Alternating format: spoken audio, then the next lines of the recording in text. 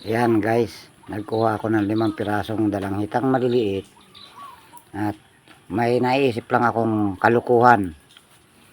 Patitikman ko dun sa aking asawa. Tara guys.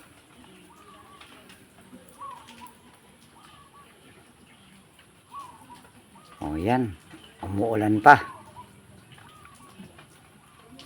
Magkasama kami mag-ama.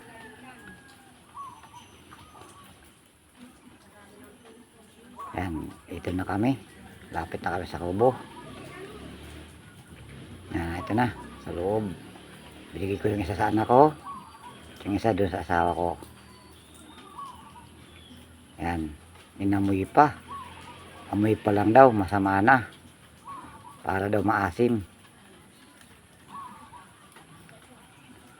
Yan, binalatan ko guys.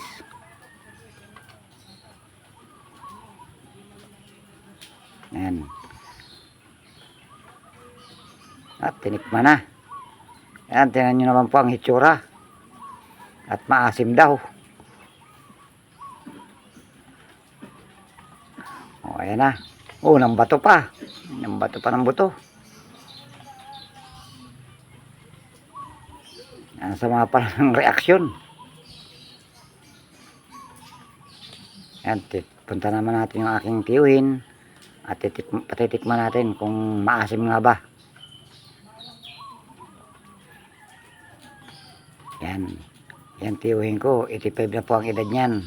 Kaya patitikman ko kung maasim nga ba.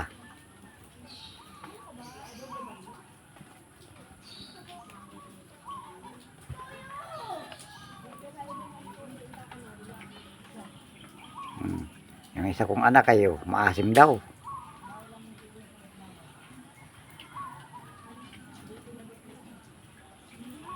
Samantalang yung tiyuhin ko, hindi man lang naasiman.